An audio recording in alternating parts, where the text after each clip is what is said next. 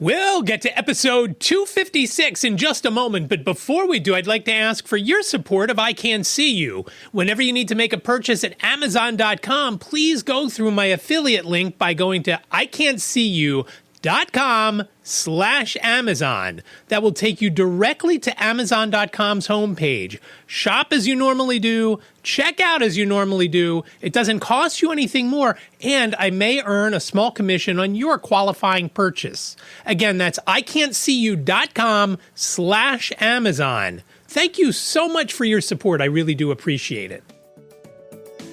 From Studio B in Swarthmore, this is the I Can't See You podcast with David.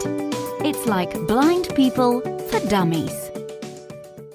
Hello there, and welcome to episode 256 of iCantCU. My name is David, at David Benj on all the socials. I'm really glad you're here for this episode, and I've got basically one thing to talk about, and it was my trip to Washington, D.C. last week to meet with members of Congress as part of the NFB's Washington seminar. Now, I do have to tell you, this is the second time I'm recording this episode. I was not happy with the first run. It was way too long. I spoke for about an hour and a half. Now, I did do a lot of things in Washington, and there were a lot of things to talk about, but I didn't go through an outline. I just went from my memory, and that just wasn't a good idea. So I've got an outline here that I've gone through once now, thinking about it, and obviously it's all in writing, and I'm wearing the headphones so that I can easily have it played and listened to make sure I don't forget anything. So I'm going to start off with the travel portion, and I'm going to break it down in different portions as opposed to chronologically like I did the last episode and like I typically do an episode. In this version, I'm going to talk about the travel. So the travel portion was, for me, Uber or Lyft and Amtrak to and from Washington, and obviously Uber, Lyft, or taxi for that matter, to and from either my house to Gray 30th Street Station or Union Station to the Holiday Inn at 550 C Street in Washington. So the travel portion was fairly easy. I ordered an Uber, and I was very leery because I've had some issues in the past where I will order an Uber and I will wait and not get a driver. And then sometimes I'll get a driver and then I'll wait some more. And in fact, a couple of nights after I got back, I went to an event and I waited for a driver. I got a driver. It said 10 minutes. When it got down to 1 minute, he canceled. So I'm not sure what went on there, but going to 30th Street Station on that Monday morning wasn't an issue. I went in a Tesla, very nice. The driver was nice. I don't remember his name. Everything was very smooth. I got out. Now, there is some construction going on at 30th Street Station, which I may have mentioned the last time we spoke. And it's a little different. So it kind of throws me off. The sounds are a little different. There's some barriers when you come in from the 30th Street side, not velvet ropes, but those expandable ropes that kind of get sucked into the posts. There are a line for something. I'm not sure what. I don't know if there was a food place over there. In fact, the only food place there now, I believe, is Dunkin'. I didn't have anything because it was just after breakfast. I didn't need anything. I would have gotten a soft pretzel for later in the day, but there was no soft pretzel place open. So I went to the desk, which I know when I walk in at 30th Street, I can pretty much walk straight in. Now, again, I couldn't walk straight in because of the barrier. So I walked around the barrier and walked to the desk. Someone asked if they could help me, and I said, yeah, I'm going on the Acela, and it was, I forget what time it was, 12:08 or something like that. And, oh, okay, somebody can help you over at the Red Cap. They'll take you down and so forth. And I usually don't ask for this kind of help, but I was carrying a big suitcase because at Washington Seminar, you don't show up to the members of Congress office in jeans and a T-shirt or even a hoodie and shorts, and I'll get to that in a little while. So you go in suits and ties and everything. So I can't put that kind of stuff in a carry-on, which was disappointing because that's what I would love to take. So when I get to the red cap, a guy named Carl is helping me, and we're talking a little bit, just small talk. And I asked him if there was enough time if I could run to the bathroom, and there was. So I ran to the bathroom, and I came back. And as I'm standing over there, another guy came over. His name was John. And he said, "Hi, I'm John. I'm a red cap here. Do you need some help today?" I said, "Oh, well, Carl was helping me, and he should have my bag." And he said, "Okay, I just wanted to make sure. I heard your screen reader, and I saw that you were on the Acela, whatever the number was. I think it was 2117, going to Washington." And I said, "Yeah." Now, the one thing that I forgot with Acela, they actually have assigned seats. And Carl was very helpful. And Carl was also a little, I'll get into the helpful part first. He got me down to the train. But as we're waiting on the platform for the train, he's talking about all these different conspiracy theories. And then he tells me this. He says, "Oh, my mom's in her 80s. And, she doesn't take any meds." I said, "Oh, really? That's great." "Yeah, she doesn't drink any water." I said, "Really?" "No, she only drinks soda and coffee." And I'm thinking to myself, what do you think's in the coffee? What do you think's in the soda? Now, granted, maybe the soda doesn't have her local water in it, but unless she's going to Starbucks or Wawa or whatever, she's drinking coffee. She's drinking water in that coffee, obviously. And I thought that was kind of funny. Here's the thing that I thought was funny. Again, it's an assigned seat. I was in car 6, seat 11A. A evidently is the one against the windows. I get on the train. Carl helps me, and tells me, "Hey, I'm going to put your suitcase here."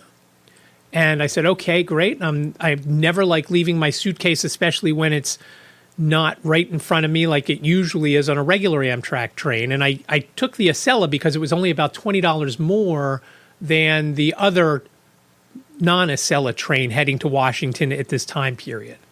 And I thought, I'm just going to take the Acela. It's a little bit nicer, a little bit more leg room, a little bit faster. And again, not much faster, probably 15 minutes to a half an hour faster. After he tells me where the luggage is, he said, "Have a nice trip," and he gets off the train. Meanwhile, I don't know where my seat is. So I get to a seat and I said, "Excuse me, could you tell me what seat you're in?" And he said, "This is row 13. I then went to the person next and I said, "Could you tell me what this seat is?" This is 12. I said, "Okay, so that must be," I said, "Are you in 11B?" And she said, "Yes." And I said, "Excuse me, I'm in 11A." And I sat down and I was ready to give Carl some money, but he ran off so quickly I didn't. And I just thought that was funny. Coming out of the train down in Washington, no one ever said anything, "Hey, we'll have somebody there to help you." And I'm usually okay with that. Again, not an issue, but I really have no idea where I'm going. I've only been to Union Station once a year for the last few years, and usually they put me on a golf cart with other people, and we drive through and come out this weird way and come out on a side street, and then they zoom around to the taxi and Uber area. And I'm thinking, you know what? Nobody's asking me. I'm just going to do it on my own. I grabbed my bag, what I assumed was my bag. And it's a blue bag, which I can't really tell the color, but it has this bright pink luggage tag, which is very smooth and it's sparkly a little bit. Might not be the most manly thing, but I can see it pretty easily and it's great for me. So I'm pretty sure I have my bag. It's rolling like it's my bag once I get off the train. And I look to see when I get off if there's any red cap or golf cart or anything, and there's nobody around. I'm going to do it on my own. I'm going to walk on my own to the station. I'm going to do it. And I start walking, and I notice that there is a woman in front of me moving at a pretty good clip that has some sort of boots on that's making a lot of noise, which is great for me. Very easy to follow. Awesome. I follow her as she's weaving through, and we go into a door, and she goes to the right, and I follow her, and I hear somebody yelling at me, Sir, you got to go the other way." And I stopped, and I turned around, and it was a red cap driving one of those golf carts. I said, "Are you talking to me?" And he said, "Yes." He said, "You have to go through those doors over there." And I said, "Is over there in the way I'm facing right now?" And he said, "Yes." I said, "Okay, thank you." I walked through the doors, and I can go right or left. I decide to go right, and it's like a food court area. And all of a sudden, I'm having a flashback from when we were in Washington, probably about 15 years ago with the kids. And the hotel that we were staying at was right across the street from Union Station. And we wanted ice cream at night or something. So we left the kids in the room. They were 10 or 12 or whatever they might have been. And Liz and I went down and we got some ice cream from Haagen-Dazs or Ben & Jerry's or whatever it might have been and took it back to the hotel room. And then we watched that movie, Maid of Honor. Patrick Dempsey, I believe, was in that. And we liked it. We all liked it. The four of us liked it. So I'm walking and I don't know which way to go to get out. So I go to the left and then I hit a dead end and it is some sort of food place. And I said, okay, well, let me go the other way. I keep walking down and walking and walking and walking. Finally, I get to a part where it looks like daylight is coming in up ahead to my left. I said, you know what? I'm going to go that way. I go up there, I hang a left, and I get into this area, and I see escalators in front of me, and I'm like, it looks like I'm already on street level. What should I do? I'm going to walk around that and see if there are doors past the escalators, which there were, and I go out the doors. And now I'm outside, and I see cars driving, and I see, if you've ever been to Washington, the cabs are all red, or maroon, I guess. And I could tell that one had just passed, and I said, okay, that seems right. It's coming from where I think I need to be. And then I realized, okay, this is probably where we drive past in the golf cart. And I thought, I'm going to go up to the corner and hang a left. And I do that, and I walk a little bit, and I'm mindful of my suitcase because in the past, my suitcase is behind me on my left because I'm using my cane and my right hand sweeping. But I have to remember that the suitcase is not directly behind me. It is off to the side. So I have to make sure, and I have to sweep a little wider because I don't want to run somebody over with my suitcase, which I did at Philadelphia International Airport coming back from Houston over the summer. So I get to the taxi stand area, and I thought, should I get an Uber? I'm thinking, you know what? There's a whole bunch of cabs here. I'm just going to get a cab. And a guy comes over and asks me, and I said yes, and get in the cab, and we go. And the guy helps me get the stuff out of the trunk and everything. And I go to the hotel, and bing, bang, boom, I check in. It was very easy. There wasn't a lot of people checking in. I only had to wait a little bit. A guy named Chris helped me, and he swore that he remembered me from last year, which I do not believe so, but whatever. He wants to believe that. That's fine. So I check in. I'm in room 872. I go up the main set of elevators, which are directly in front of the front desk. So I basically just turn around 180 degrees, walk straight back, and I go up those elevators because I don't remember where that number would be in the aisle, in the hallways up above. So I then realized that I could take a different elevator, so I start using the other one because it's literally like 5 doors down past my hotel, from my hotel room. But I get to the hotel room, and I get everything unpacked that I need to, hang my suits up. And I took 2 suits because I needed a suit for each day, and I don't trust myself not getting something on it, especially because there's usually something on Tuesday night, a reception, which I'll get to in a little bit. And so I take 2 because I don't want to go to meet with a senator on Wednesday with stains or something all over my suit. So I hang the suits up. And I start texting. I text Eugenio, who was my roommate. He wasn't there yet. And I get a text from Emily talking about our schedule for the next day, who the representatives are we're going to meet with. And my group was me, Chip, and Simon. And we are all in the Pennsylvania 5 Congressional District. So I started texting us as the PA 5 guys. Without the great fries, of course. And I text with Lynn and pretty much set at this point until I go downstairs and have to go to the Starbucks because I can't sit through the Great Gathering Inn, which is a meeting of everyone. Everyone is together. All the folks from all the NFB affiliates around the country settle in and listen to speeches and things from Mark Riccobono, who's the president of the NFB. There's a member of Congress there. I forget his first name, Aguiar, I think. He was California District 3. And he was great talking about his grandfather was blind and was in the BEP. And as a kid, when he was around 12, he worked at the grandfather's BEP stand, which I thought was very cool. So hotel was pretty uneventful, nothing crazy like last year with a lunatic next door that Eugenio and I had, who talked about having a gun and he didn't want to go back to jail and so forth and so on. Nothing like that this year. Very calm and pretty cut and dry for the hotel. It's great because in the hotel there's a Starbucks, so every morning I went down for tea, and the first day I had a little breakfast sandwich, the other day I had a protein bar.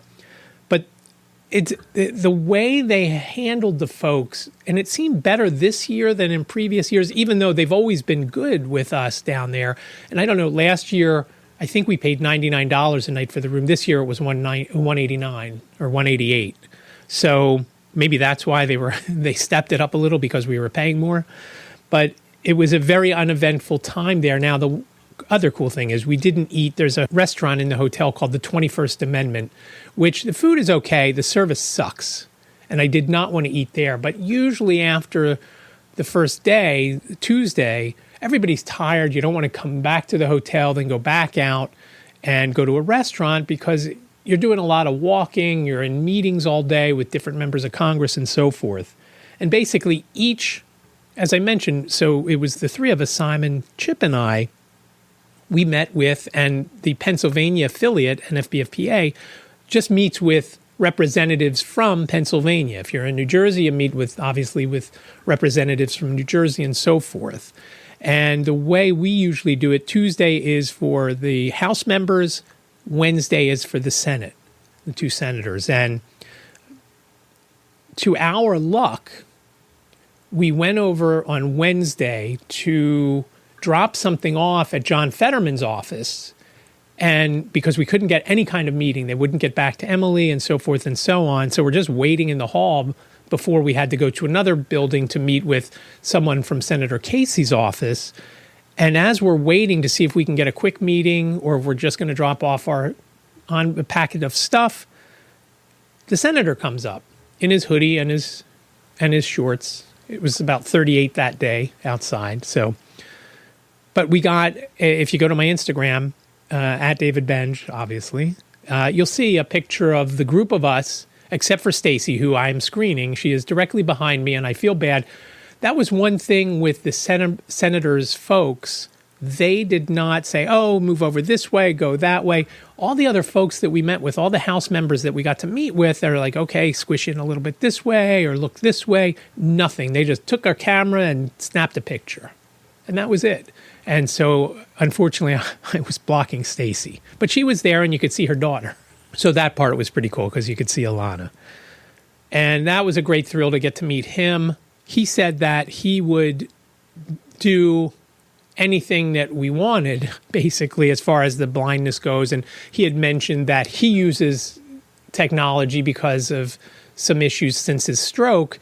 He basically uses his phone and reads what people say. So when he's in a conversation or listening to somebody on the Senate floor, he's got his phone out and he's reading what the folks are saying, which I thought that was very interesting. We got to meet with him. Then we had to get over to the other building to meet with Michael Gamble McCormick from Senator Casey's office. And Senator Casey is a huge friend of the NFB and for the blind folks in general, because he has sponsored bills and jumped on if he wasn't the lead sponsor. So we met with him for a while. So all of that went very, very well. I was very happy with. In fact, the PA5 guys are the only ones that actually got to meet with members of the House. Everybody else was out of either at a vote when they got there. And the funny thing was, when we actually met with our Congresswoman, who is Mary Gay Scanlon from PA5, she wasn't in the office when we got there because of this vote, but was in there when we came back. So when we came out of the meeting with Maddi, her staffer, she came over to us and introduced herself. Hi, Mary Gay Scanlon. Nice to meet you. Blah, blah, blah, blah. I didn't introduce myself as David Goldstein. I said, hi, I'm Artemis's dad. Oh, yes, I'm in the Swarthmore Co-op 2 or 3 times a day when I'm home in the district. And so she knew exactly who he was. So I thought that was very, very cool.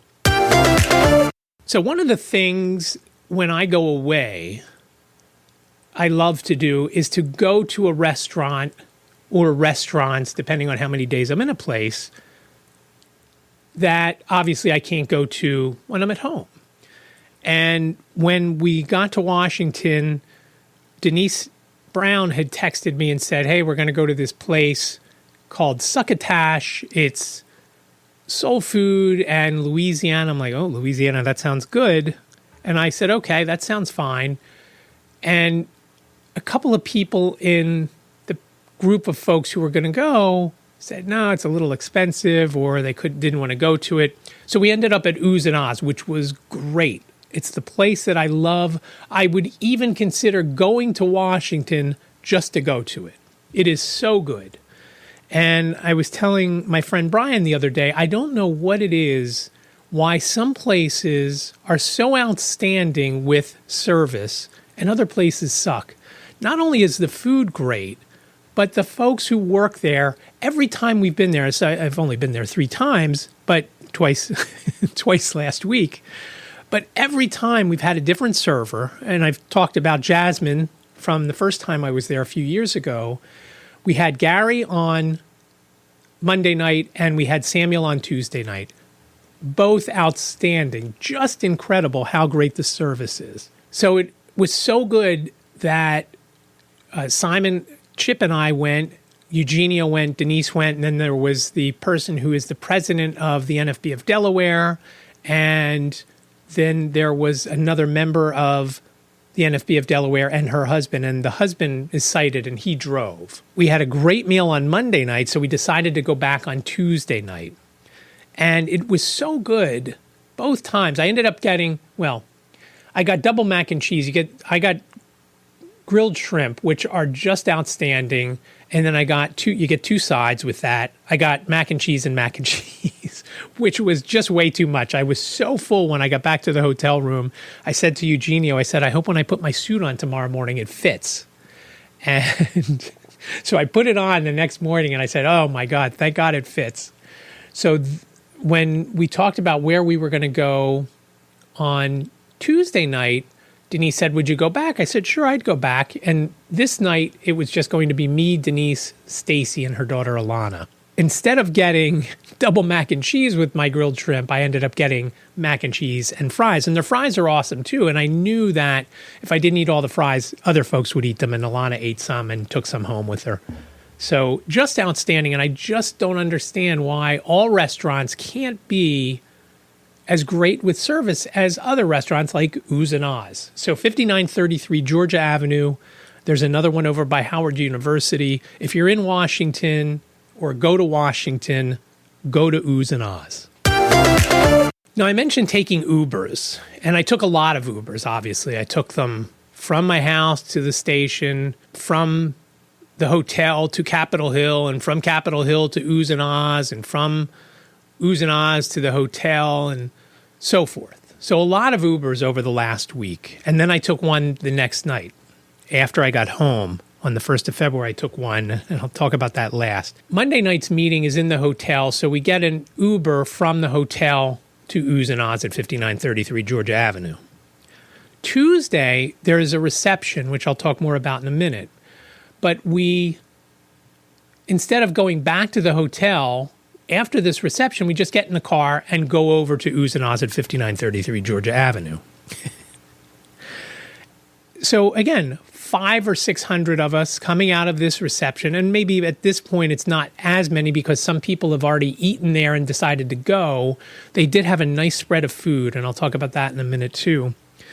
But we're going over there, so we are standing on this corner. I order the Uber for Denise, Stacy, Alana, and myself. And then I message the guy, there's 4 of us, we're blind, we have white canes, we're on the corner, the Capitol is straight ahead. If you're coming from my left, you've got to go across the cross street there, and then we are right there. My phone rings a little while later. Hi, it's your Uber driver. I'm right down the street. Do you see me? I said, no, I don't. I said, I'm blind and I can't see you. Do you see me? We're up here at the intersection. We are right on the corner. And I know there's a lot of blind folks here, a lot of us with the white canes, but we are right here on the corner. If you come to the corner, we're right there. Nothing happens, and we're waiting and waiting and waiting. Then I get another call. I'm right here. And it turns out he was across the street, not the intersection street. He was on the street that we were on, but he's across facing, he's gone from being to my left. He's driven past us, swung a U-B, and is now facing to my left across the big street.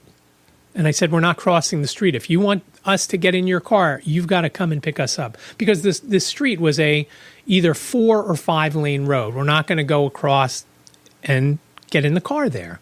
He said, okay. He swings around. We get in. No problem. After dinner, we get an Uber from Oohs and Ahs to the hotel. I don't know what this guy's issue was, whether he was on something. He picks us up. Now, the night before, when we got in the Uber, it was a Russian guy that picked us up. Russia or Ukrainian, Eastern European maybe. We get in the car. He makes an immediate right past Oohs and Ahs, down this side street, then another right, and so forth. On Tuesday night, this guy goes past that light and just keeps going the opposite way where I think we should be going. And then he realizes it, and we swing a U-turn in the middle of the street. Okay, fine. Now we're heading back the right way. I'm confident now. But then he makes a right turn. I said, oh, this is different. And then we go about a block, and he makes another U-turn. Okay. Then we get back onto that road that Oohs and Ahs is on, so Georgia Avenue, and he gets into the left turn lane. And we make a left onto this street, and I hear a car beeping. And then I realize he has made a left onto the wrong side of the road. And it's confirmed when we cross over that median to get on the correct side of the road or the right side of the road. And I'm thinking, oh my God. And I didn't say anything at that point, but when we got to the hotel, I said to Denise and Stacy, I said, you guys know we were on the wrong side of the road. Did you notice that? And they didn't, but they then did. And I often wonder, these folks that drive for Uber and Lyft, you don't know what kind of drivers they are. And so we're basically at their mercy. And this guy was either on something or just a terrible driver. And that brings me to, we're going home after we meet with Senator Fetterman and Michael Gamble McCormick from Casey's office, where Stacy, Denise, and Alana and I are getting in an Uber right in front of the hotel, going over to Union Station. And we're talking, and Stacy says, it's a shame we can't put that we're blind, because coming back from the senators' meeting, I'm sorry, I forgot about that one. Coming back from the meeting with the senators, again, I put that we're blind, and the Uber driver calls and said, do you see me? And I said, did you get my message? He said, yeah. I said, well, in that, I told you that we're blind. He said, oh. I said, there's a group of us with white canes. We're at the corner, and we find the car and we get in. And this guy was from East Africa. And when I told him that we were from Philly, he said, oh, you have a good basketball team. And he starts talking about Joel Embiid and so forth. And so we get to the hotel, and he was friendly enough, if not bright, to think that, hey, we're blind and, you know, I'm right over here type of thing. So we get back to the hotel. We've all checked out because it's now 2:00 in the afternoon. So we go to the bellhop desk to get our luggage, and we order an Uber. And we get in this Uber, and this Uber was very nondescript, except for our conversation, that is. Stacy is saying, as far as the Ubers go, if an Uber driver has an issue, meaning he's deaf or there's something else up with him, they could put that in their description, evidently. I've never looked that closely at it. But as a rider, you can't put any of that in there. And, you know, it's a shame we can't put in that we're visually impaired, so to look out for us. And I said, as long as the Uber driver doesn't say they're visually impaired, I'm okay with that. I'd be okay with having that in our description. Obviously, I don't want to read about a visually impaired driver. Which then brings me to Thursday night when I go to an event to meet Andrew Leland in person. He's the author that wrote The Country of the Blind, a memoir at the end of sight, which we did a White Canes Connect episode, and I'll link in the show notes, as well as to his book. It was at Bryn Mawr College. I order an Uber, and this is the day that I finally get one, and then after waiting 10 or 12 minutes, a minute before he's due to pick me up, cancels. Then I get this other guy. His name is Edward. He picks me up. We swing a U-turn. And why he didn't swing the U-turn before I got in the car, because I had to cross over my street. Fortunately, nothing was coming. And we get down to 320, which is Chester Road, and we're going to make a right to head towards the Blue Route, I-476. As we're driving, maybe not even a block on 320 Chester Road, he said, I don't drive too much at night anymore. He said, I have some trouble with the lights. And we're driving further on down Chester Road. And in this section of Chester Road, I don't want to say it's narrow, but it is not a very wide. There's a very small shoulder. There's not a lot of room for mistakes. And every time a car goes by, he makes a grimace. And he said, man, I'll tell you, those lights, at one point he says, those lights, those new lights, I'm blind for a minute. Like you, I can't see. Which wasn't very reassuring. And as we're driving, and once we get into the Bryn Mawr area, all of a sudden he says, what the F? He used the whole word. I see a red flashing light. I said, oh, is that police? He said, no, it's a mobility scooter in the middle of the road and this guy driving it. And again, a very small road, even smaller than Chester Road. And so we go around him and we get to the college. And the college was an interesting event because he didn't know where to go to take me. And we asked a student and we say, yeah, he's got to go to the library. Which library? And I had to pull it up on my phone to see which library. And he ends up dropping me off. And he said, just walk through that arch and I think you'll be there. Okay, that's fine. And I did get there, and with the help of some other students, and it was a nice event. But I'm not gonna get into that because I'm trying to keep this a little shorter. So it is just so unbelievable to me that these drivers don't get. When you say you're blind, a lot of people say they're blind. Like a few months ago when we did the siding on the house, the sales guy said, I'm just a blind old man. And then he realized the second he said it that, hey, he's not as blind as I am. And that's another thing, speaking of blind and the difference between having a little bit of sight, even as sucky as mine is a lot better than having no sight, and makes life a lot easier. Even though it's very difficult for me to maneuver through things and do things, it is much easier. And I noticed this as we were walking around the different office buildings on Capitol Hill. Simon and Chip are both. Simon has a little bit of light perception.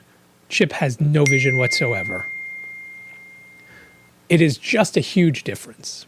As far as Washington seminar goes, I just love going down to D.C. and meeting with the different representatives from Pennsylvania to communicate our agenda and ask for their support of various pieces of legislation that may have already been introduced or that we'd love to have introduced. For example, Susan Wild, who is from the Pennsylvania 7th Congressional District, we actually met with her, and she was very, very interested and has already signed on the two bills that have dropped, 5813 and HR 1328, which 5813 is the Web and Software Application Accessibility App, as I've complained just about every week on this podcast. So many things don't work for us because there's glitches in VoiceOver with the software, or more likely there's glitches in the software with VoiceOver, or the apps aren't labeled properly. Buttons are just labeled button instead of what it actually does. And the other one, 1328, is the Medical Devices Non-Visual Accessibility Act. If you use a CPAP machine or an insulin pump, those things aren't accessible to folks who are blind or visually impaired. And in fact, Chip has one of those CPAP machines, and it's still set as it was set for him on the first day he got it a few years ago. Whether that's supposed to be the settings now or not, he can't change it. He'd either have to get someone to come over and help him or try and do something over FaceTime, and maybe that would work. Again, these should be no-brainers. And Susan Wild also said this.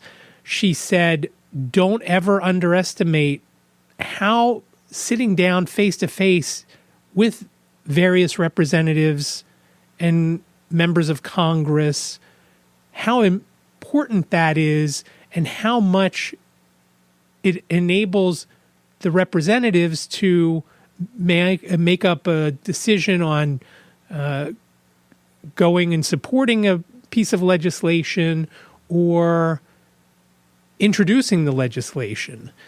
Telling our stories is huge, she said. And for her to hear our stories, then she understands what we need and how important it is for us. So that was very encouraging, and I never thought of it like that. But Washington Seminar, again, a lot of information, a lot of great fun, and a lot of mac and cheese. In Just Listen this week, as I mentioned earlier, on Tuesday night, there was a reception, and they have one every Washington Seminar, so every year, on the Tuesday night, where they have members of Congress come in and they speak to us, usually only for a couple of minutes each. But the lineup this year was pretty amazing. There were more representatives, and I don't remember how many senators. It might have only been one senator, but it just seemed like a lot more. And I was talking to Eugenio as we were going back to get some food. I said, it seems like there's a lot more folks coming to speak to us this year. And I don't know if it had to do with the event was sponsored by an autonomous car manufacturer. And I want to say WAMU, which I always thought was Washington Mutual, but I may be having that wrong. I never saw it written anywhere, so I'm not sure exactly what it is. But they're autonomous vehicles that are right now being tested in Phoenix and in San Francisco, and I think if it hasn't started yet, very soon in Austin, Texas. So they had a great spread. Now, I wasn't going to eat anything. Sure I wasn't. But we were sitting at a table, and there was an empty chair, and a lady came and asked me, is somebody sitting there? And I said no, and she put this other older woman next to me, and that was fine. About 5 or 10 minutes after she sat down, she said, could you help me get some food? And I said, of course I can. And I took her back and guided her towards where the food was. The problem was I wasn't guiding her. It felt like I was dragging her because she had so much trouble moving that I literally was pulling her through the crowd and then standing, and she had trouble while we were in line waiting for the food, and it was a great spread. And like I said, I wasn't going to get anything. So when I got up to Stacy and she said, how many plates do you want? I said, I just need one, just for this lady's name was Valerie, just for Valerie. And as we went down the line for the hot stuff, they had cheeseburger sliders and empanadas and crab cake sliders and little chicken sliders. And we got all that, but when we got to the sweets, it was just self-serve. And so I had no idea what the things were. I couldn't see them. And I said, why don't you just take a couple? I'll grab a couple for you. And she's like, I don't know what they are. I don't want to eat them. I said, okay, well, I'm sorry, I can't help you. I don't know what they are either. And there's nobody here to ask. So we got her stuff. We went back to the table. And again, it was a chore to get her, just to pull her across the room to get her back to the seat. And then, of course, when we got back to the table, somebody had sat in her seat and somebody had sat in my seat. And Eugenio was sitting at the table. I said, Eugenio, this lady really needs to sit down. Could you get up and let her sit in your spot? And he said, sure. And once he stood up and Valerie sat down, he said, hey, is the food's right facing where I'm facing it, right? I said, yeah, come on, I'll guide you back. And so I then went back with Eugenio, and I thought, that crab cake did smell pretty good. I'm going to get one of those. Again, knowing that we were going out to eat in about an hour and a half or so. I got one of those, and they also had, as I've mentioned a lot on the podcast, they had macarons, which I usually get at La Derée up in New York, and they have been to a few different La Derées, one in New York, or maybe two in New York, actually, and then a couple of different ones in London. obviously based in France because it's a French thing. And so I got one of those. So I had the crab cake slider and I had one macaron. And that did it for me. And I could have eaten a dozen of those crab cakes again, but I knew we were going to go out to dinner, so I didn't want to really load up. But during that, and what I am about to play you, is NFB President Mark Riccobono introducing Congressman Pete Sessions from Texas. And he got a pretty big hand because he was already been on board of the two pieces of legislation that have dropped, and he may be the actual lead sponsor for one of them. And he also is going to bring up an autonomous vehicle piece of legislation. And I'm not exactly sure. That wasn't part of our agenda, but it would certainly help blind and visually impaired folks to what he's going to bring up. So he got a pretty big hand. So here on Just Listen is NFB President Mark Riccobono and Congressman Pete Sessions. This might be the first time that blind people get to be at the leading edge of making sure we're included. So that's really cool. We've never been drivers in transportation before. What's happening? Yeah. This next gentleman, also from Texas. I didn't do an official count, but I think it would be faster. And I'm not sure there are any of our bills, but it would be faster to say what he's not a co-sponsor of. I think he's a co-sponsor on all of our bills in the national level. Although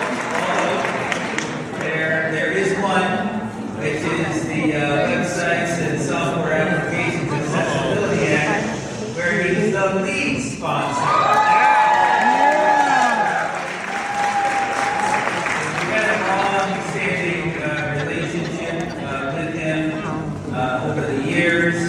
Really appreciate his leadership and how he listens to priorities of the organized blind movement. Please welcome a very long friend of the National Federation of the Blind from Texas, 17th Congressional District.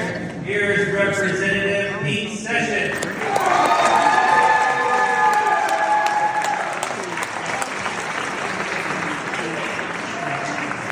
He said I love you. That's not what he said. That's my words.